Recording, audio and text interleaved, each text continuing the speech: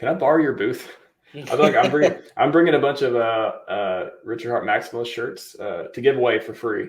They don't have my name on it or anything like that. They're just shirts. I thought they were cool, and I made a bunch of them. And I want to give them away at PulseCon. And I was like, shoot, I have like 3 boxes of stuff. I need somewhere to I'm just gonna stand in the middle of the conference and just start throwing them or something. I don't know.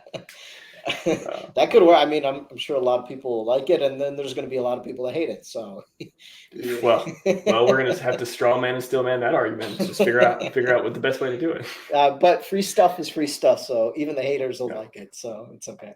I know. Yeah, that's funny. You were pointing out that the RH maximalists, the ones who think maximalism is not healthy, would not want to be would not be interested in that. I guess they'll have to get their shirt to someone else then. I don't know. I mean, free shirt, they'll probably wear it to sleep or whatever. So I don't know why you wouldn't take it, but they're not going to be burning it like LeBron jerseys, are they? PulseChain is not launching until 2024. Burn all the RHMax shirts. No.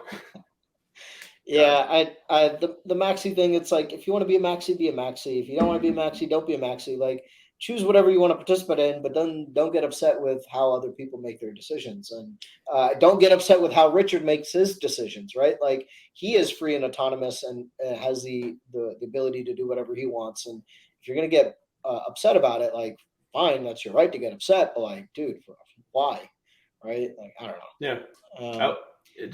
People. I think maximalism just has I think maybe it's because the BTC maximalism, that kind of ideal is stuck in people's minds, where it's very adversational, and especially in the Hex community. Oh, be it BTC maxis, you all suck, blah blah blah. I'm just like, you can do maximalism in a healthy way. I mean, you think? Well, so the BTC maxis, it's like, okay, we're telling them that BTC isn't the best, and we have all these reasons to back it up, and that's why Hex is better. But the problem that people have with Hex maxis isn't that there's something better than Hex. It's just that they want to promote things other than Hex, right? And so it's not the same comparison, right? So when Hex maxis, or like a Hexagon goes after a BTC maxi, it's a different dynamic than somebody who has a Hex bag and then ventures out and does other stuff and then feels offended that the Hex community won't support them. It's not the same dynamic, right? So that's my take on that. Well, I did a good interview with Matt from Liquid Loans the other day, and we talked about the maxi mindset. And I was just, I don't know. For me, it's just, I like Richard's ideals. I like his products.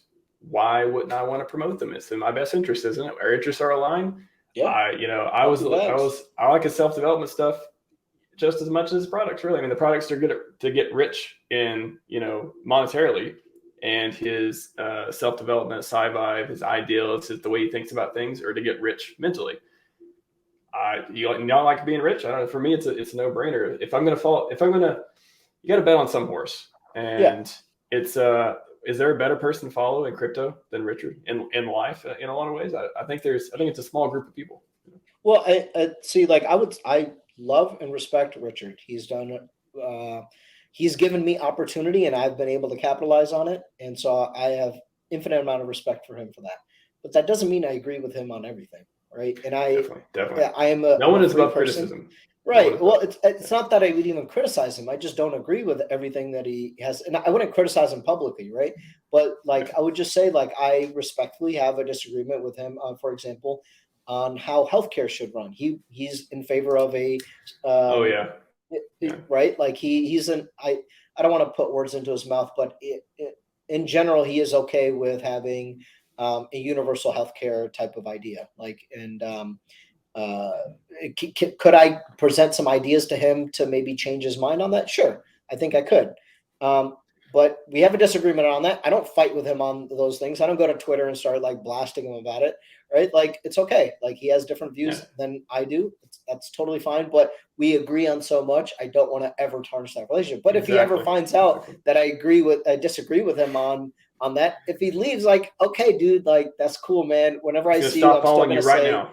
Yeah, I'm still gonna be like, dude, thank you for everything you've done for me. Like, that's fine. Yeah. That's fine. I mean, he talks about all the time where he'd rather live in countries without guns, and he implies a lot of things about guns, and I'm like, I totally don't agree with anything you just said, but that's cool. I agree with pretty much everything else you say, but these other issues, I don't care. They're not.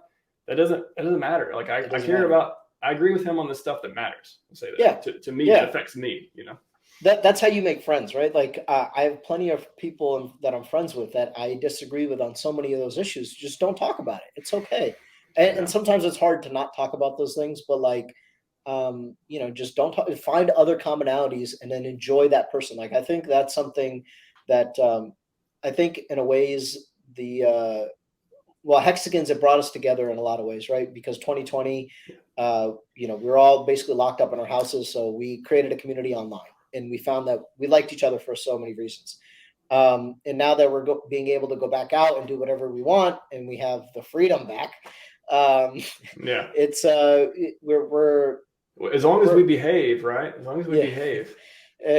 But now that we're going out and we're saying like, well, I agree with you on all these things, but not this thing, and so I'm just going to continue to associate with these people. Now we're becoming tribalistic, and I think the one way to break that is to just don't focus on the differences, right? Like if you disagree with somebody, but you otherwise have a lot of respect for them, like find a way to make it work, dude.